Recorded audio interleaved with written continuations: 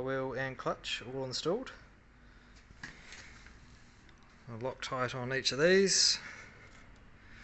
So this clutch here is just a factory replacement, just an organic clutch plate with a slightly heavier pressure plate.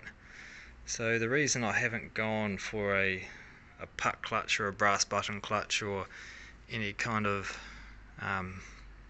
racing sports clutches, I think a lot of people overclutch their cars and that leads to destroyed gearboxes, and personally I'd much rather be changing clutches than gearboxes.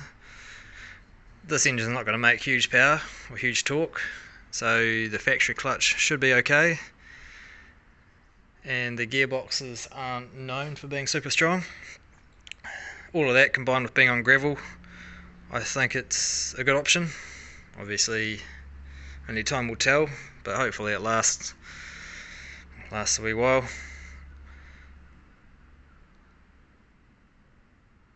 You should put a wee bit of grease on that spline, not too much, we don't want it to fling off and get into the friction material.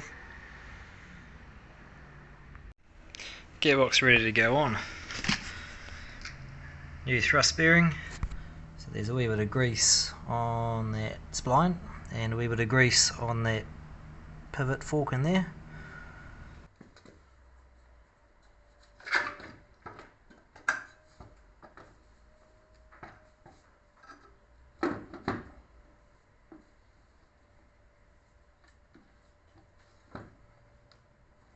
Time to put the engine in.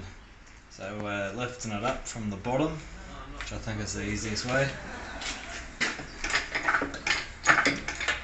There's a big unknown here because it's a different gearbox and I'm pretty sure this mounting system won't work, so I might have to do a bit of choppy weldy kind of business.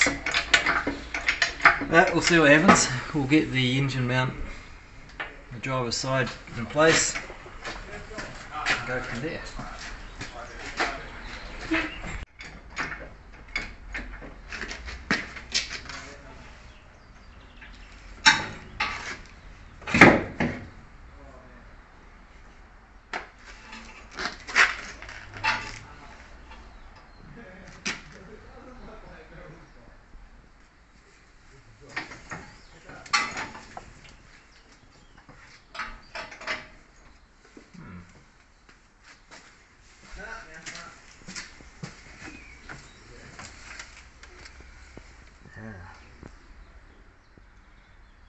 See.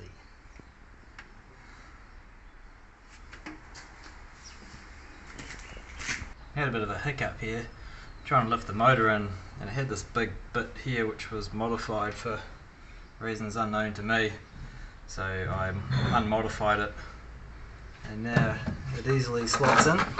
The other option would have been to take that off, but I don't want to have to take that off. So it should slot into place now. I've encountered a wee issue which I kind of expected. So this gearbox mount here, the existing one doesn't work with the 6-speed. I thought possibly the E-series ones were unique to the E-series, but I've went down to the wreckers and bought a C-series engine mount bracket, and it's exactly the same. So I'm guessing that the 6-speed has a unique one. So what I've done is sort of butchered up one of these, slotted some holes, done some grinding. It's not really ideal, but if it works, it works. So that's turned out pretty nicely. We need to make sure that the motor is sitting in its original place both that way and that way. If we come from the side here, she looks pretty square. I did mark some holes between the 6 C-series that I found and this C-series, so there did look like one common one, and so I extended that hole sort of that way so it can slide, but then it's the same forward and aft. So So that's worked out pretty well. My only slight concern is that I might be sitting a little low on this side here. See how we go. I may need a few further tweaks. The next hiccup is this rear roll stopper. The one that came with the car was real yuck. I'm not sure if it had been modified from a different car or it had been chopped up and butchered and wasn't very good, so I wanted to do something about that. So I made this up. And it's just a generic bush with a little plate there which bolts to the cross member. What I'm going to do is delete the front roll stopper. I don't think it needs it. WRC cars only have one roll stopper. I've only got one in the back of my Celica with the same situation, and that's been sweet for years. It's also a bit firmer, so there's less play than a factory one.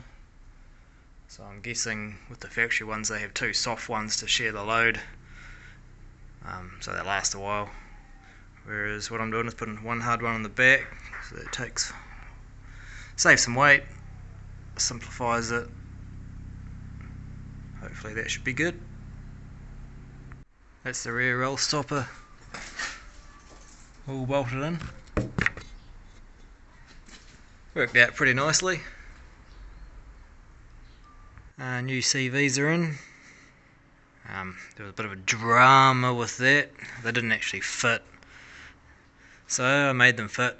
I could have gone back and got the right ones, but I couldn't be asked dealing with the parts man, etc. Same for the other side, obviously. I need to get a new lower ball joint because that was all slogged out, and the other side's ready to go back together. It's got all new ball joints pressed into the hubs. I need to get a new CV boot for this side. Also need power steering belt. Got all the intake on, the throttles, some plumbing, some of the wiring. Right, so here's a wee problem. I bought one of China's finest radiators and it doesn't fit. So that mount there and that mount there are both offset 15mm to where they should be. So chop, chop, and mark and weld back on. One mount shifted over, two mounts shifted over, tacked them in place and then checked the radiator in the car and then fully welded them. Almost time to start up. Just got to check for oil pressure. Unfortunately the gauge or the light on the dash doesn't work, so I've rigged up a wee external oil light which goes off when it cranks and then stays off for quite a while after stop cranking, which means it's got really healthy oil pressure.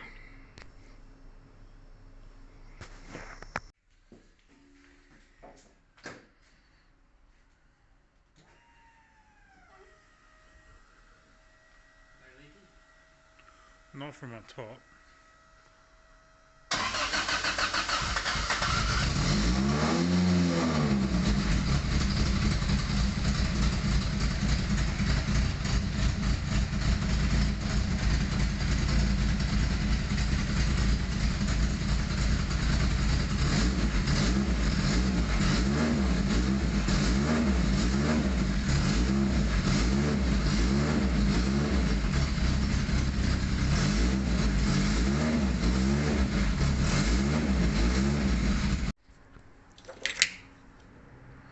So the wiring's looking a lot nicer now.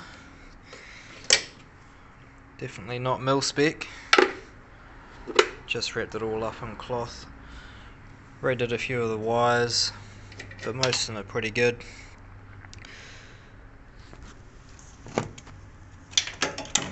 And all the lights and all the indicators seem to work on both sides. They're a great success. Doing the final touches before the rally. We've got a new guard liner in there, replaces the old burnt one. Bash plate back on. Just changed out the run-in oil. So we'll put in some fresh slippery stuff. Go for a tune. New brake hoses.